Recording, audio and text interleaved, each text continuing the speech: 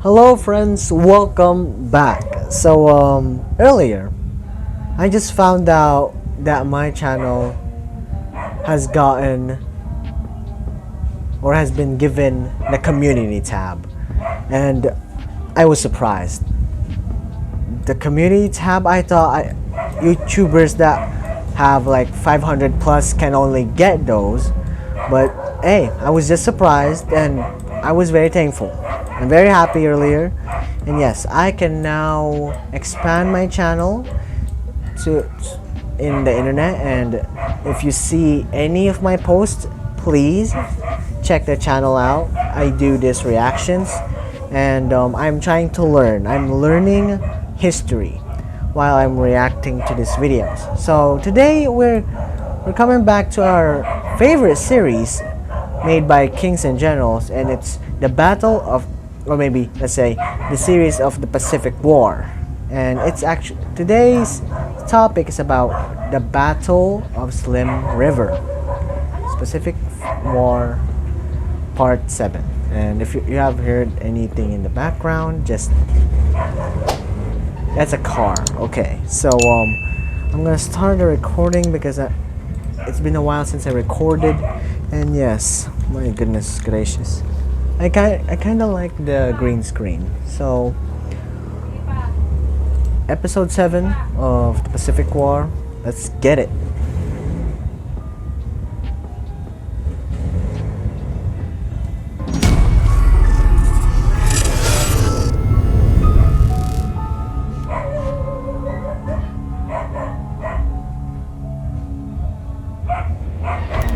For the Japanese, the war was marching exceedingly well in these first few weeks. Poor preparations on behalf of the Allies had left their Pacific possessions in a very precarious state, with the Japanese rapidly capitalizing on this advantage to spread their rule across East Asia. The British in particular, focused on their front against Nazi Germany and Fascist Italy, demonstrated that they were hardly prepared to fight in these conditions, and that not even their impressive fortress at Singapore could save them from the might of Japanese firepower. The Malayan campaign up to last episode is actually about the Battle of Kampar. It's in the British Malaya part. Yeah, it's actually part of British Malaya. This point had been characterized by an ineffective command and a strain of poor strategic decisions that ended up giving the upper hand to the Japanese invaders. And today, we're going to see one of the biggest blunders in British history as the Japanese decide to attack Malayan positions on the Slim River. For people working at our pace and constantly worrying about... Okay, so we're going to skip the sponsor. I'm very sorry, but we have to, mate. Using the link in the description, we'll get a free week of audio experiences.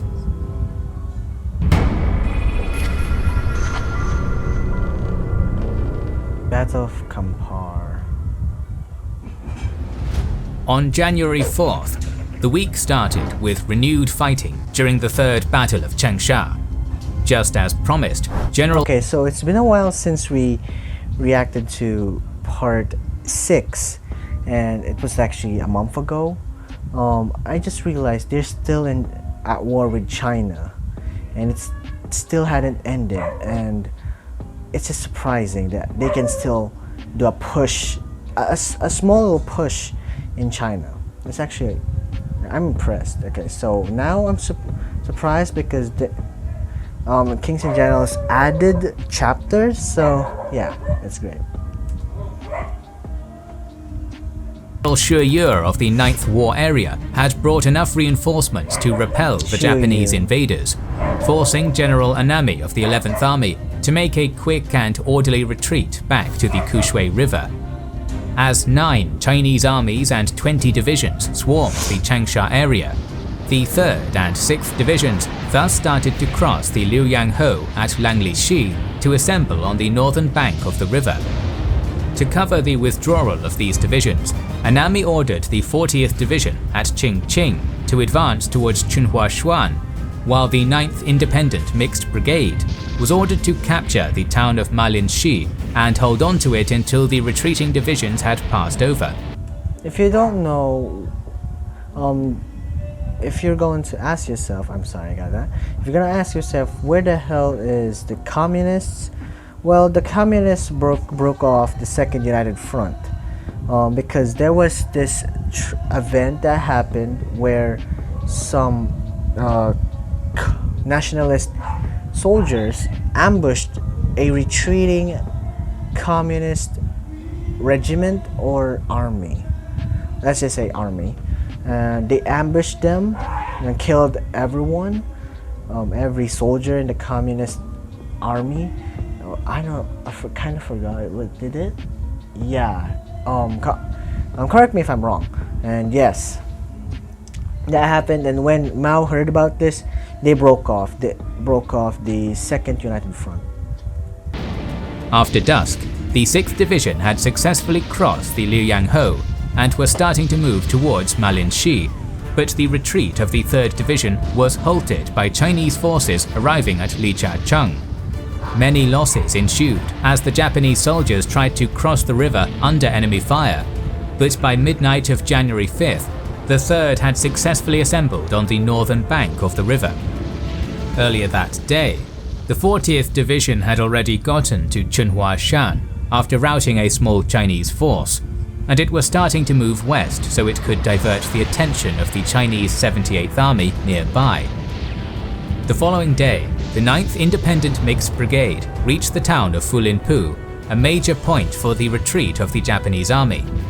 An intense fire exchange ensued as the 9th struck at the Chinese 20th and 58th Armies, taking the mountain ranges and then occupying Fulinpu.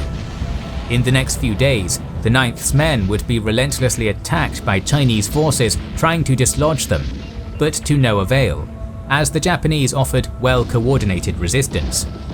With the Chinese armies successfully tied down, the retreating divisions got to Malinshi by January 7th, the day on which the 40th Division also started its withdrawal. From Malinshi, the battered 3rd Division would continue on towards Fulinpu, covered by the 40th, while the 6th Division advanced to Lijiao, where on January 8th it was delayed by attacks of the Chinese 73rd and 99th Armies.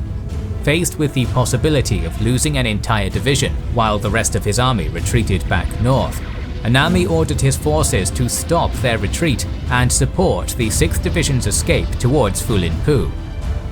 Meanwhile, in the Philippines, the defenders had established a line running from the town of Porac to Guagua on January 2nd.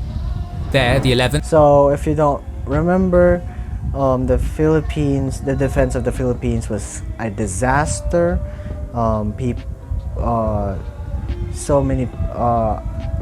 They're blaming Douglas MacArthur, and yes, it was a huge disaster for the Americans and the Filipinos.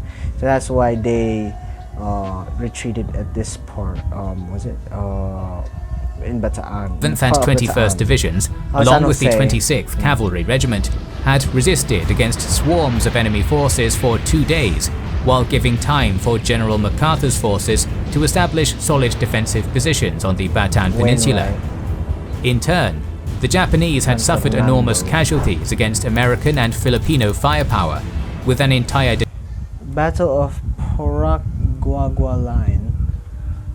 Massive aerial and artillery bombardments, tank assaults, and infantry banzai charges from Takashi 9th Infantry Regiment and Tanaka Detachment 2nd Formosa Regiment led to massive casualties on both sides. Damn. Detachment getting completely decimated at Guagua. Since January 4th, though, the defenders would begin to withdraw to a last line at Laek. By January 6th, most of their forces had retreated behind the Kulo River, blowing up the Laek Bridge behind them and causing a minor delay for the Japanese advance.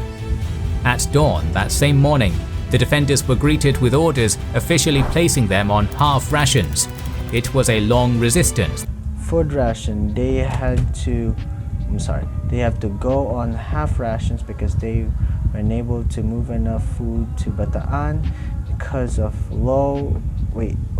how late WPO 3 was initiated. That's bad. attacks that MacArthur was planning on the Bataan Peninsula. A couple of hours later, General Homa's forces started their attack against the Layak line. Initially, American artillery managed to inflict several losses on the invaders, but as time went on, the Japanese started to get the upper hand. Pummeled by Japanese artillery and air bombardment, General Wainwright ordered his forces to abandon the line at nightfall, retreating to the new Abuke and Mauban lines and ending their long withdrawal into Bataan. This officially marks the start of the Battle of Bataan, as all American and Filipino forces had now assembled on the peninsula.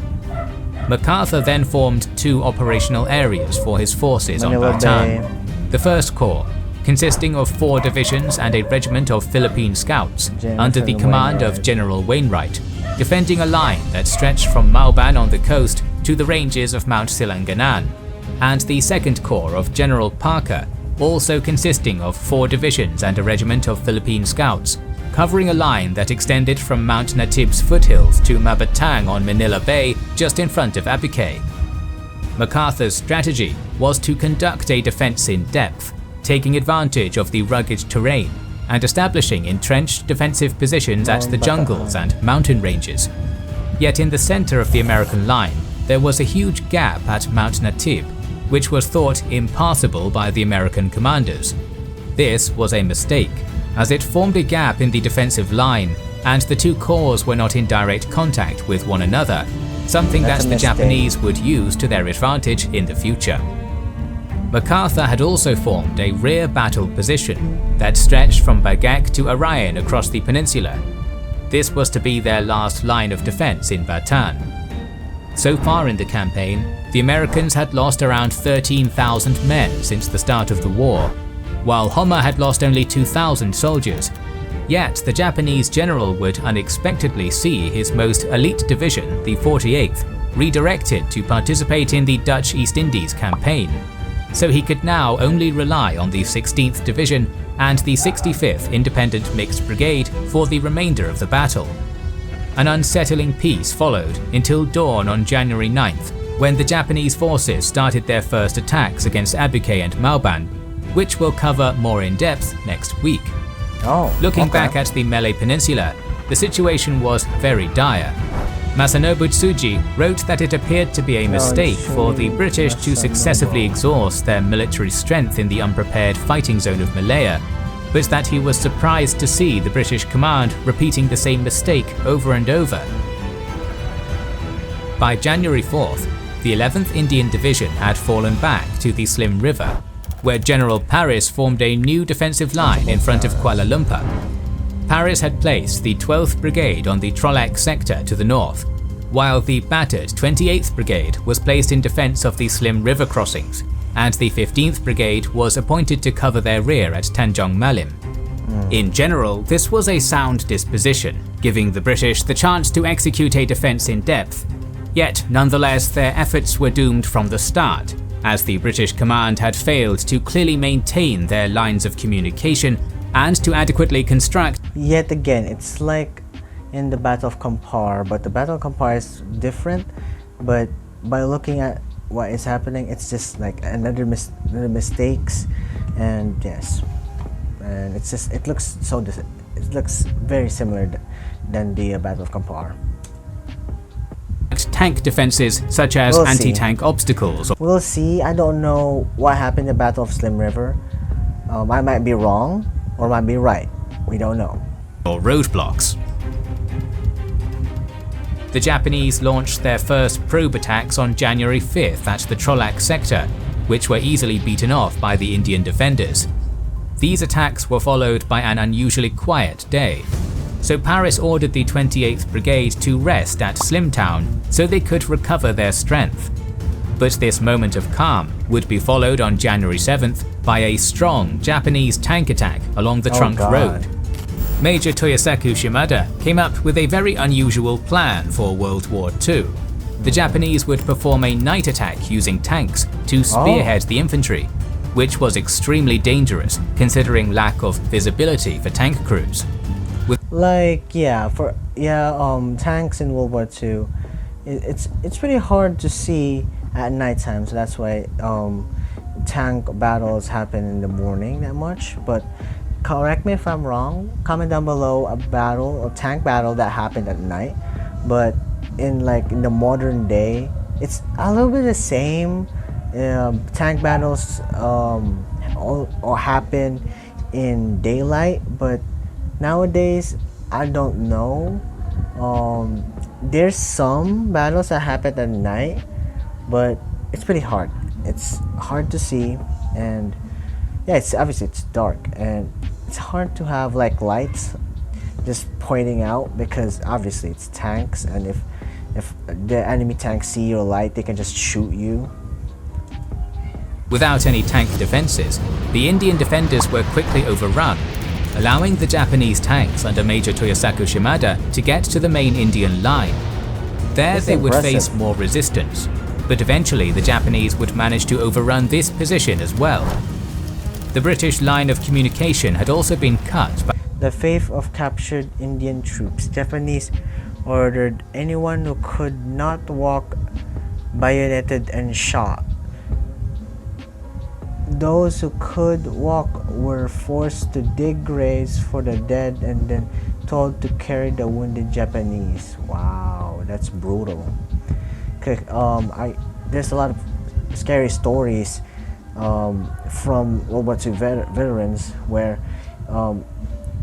it's being captured by the Japanese is more worse than getting killed by them, because they torture you.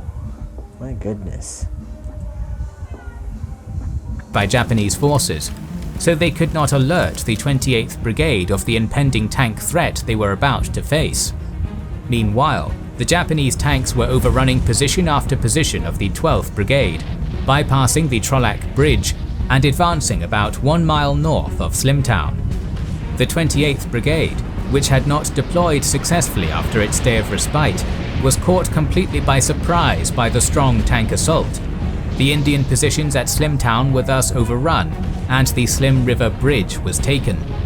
The Japanese tanks would then continue their advance for 2 more miles after crossing the bridge, finally being stopped by the 155th Field Regiment. For 6 hours, Shimada's tanks had rumbled down a single road, machine gunning and shooting up everything in their path. This resulted in the destruction or dispersion of 5 battalions and the shattering of the British positions on the Slim River. Wow. The 12th Brigade had been almost completely annihilated, while the 28th Brigade had been cut down to a third of their force, then retreating to Tanjong Milim on January 8th. Wow, look, the British has been getting pushed back very slowly. Or let's say the British has been retreating slowly, and now it's coming near Kuala Lumpur, and I heard there's an episode about that. We'll see, but the British, they're not looking good. Thus, the disastrous Battle of the Slim River constituted the final destruction of the already debilitated 11th Indian Division, and also signified the complete fall of central Malaya into Japanese hands.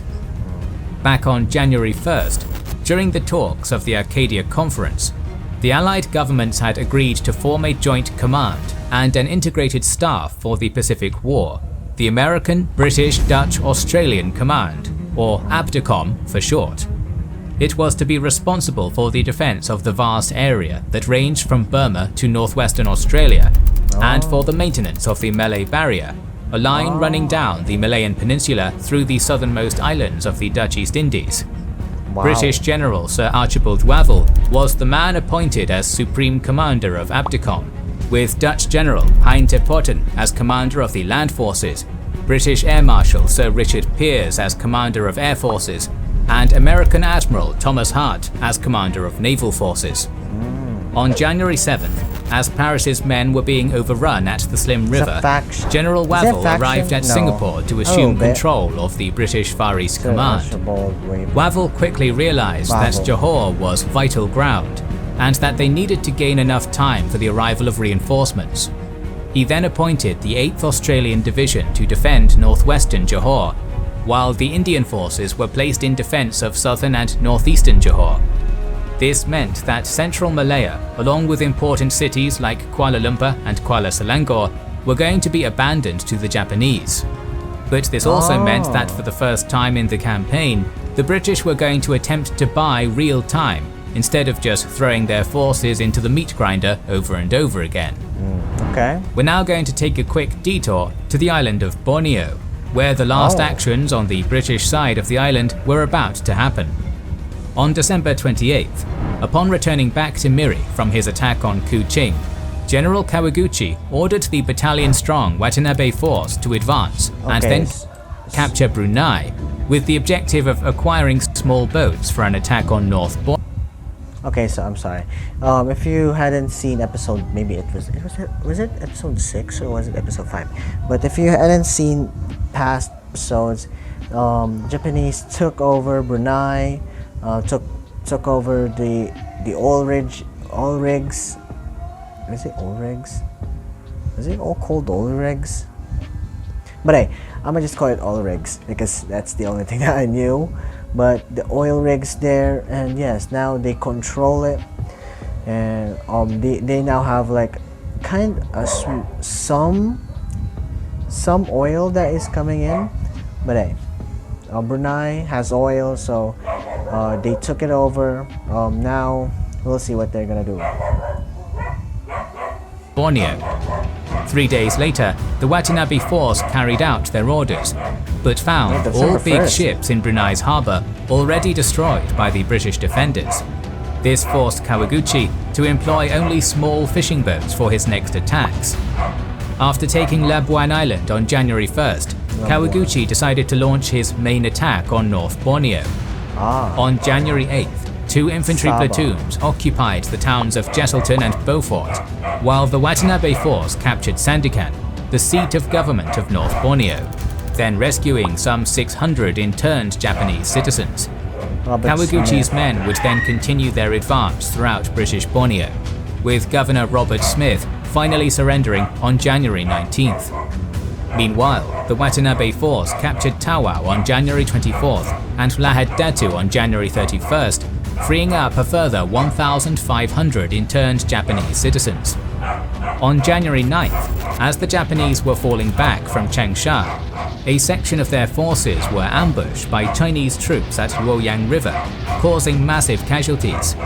The last actions of the week would happen in Changsha, where the 6th Division finally managed to break through towards Fulinpu on January 10th, reuniting with the 3rd Division, and then starting to march north towards a line that stretched from Mount Mashishan to Mount Piaofengshan. The Japanese divisions would then continue their withdrawal under considerable hardship up until Mount Yingchushan, where the Chinese forces finally abandoned their pursuit. By January 13th, the 11th Army had regrouped on the right bank of the Kushui, and by January 15th, Anami's forces had reached the northern bank of the Xinjiangho, finally completing their withdrawal from Changsha and marking the end of the battle. Next week, we will delve into the plans for the Japanese attack on the Dutch East Indies and cover the progress of the Malayan and Philippine campaigns, so make sure you are subscribed and have pressed the bell button to see it. Please consider liking, commenting and sharing, it helps immensely. Our videos would be impossible without our... Wow, that's cool, that's amazing. That episode was pretty interesting. Battle of Slim River was a disaster for the British Indian Army. Yeah, that was episode 7. If you folks liked it, okay, now episode 8 is actually about Battle of Dutch Indies, and episode 9 is actually about invasion of New Britain, and episode 10 is fall of Malaya. That's where Malaysia will fall, and next is Battle of Makassar Strait, next fall of Singapore. So yeah, there's a lot of episodes.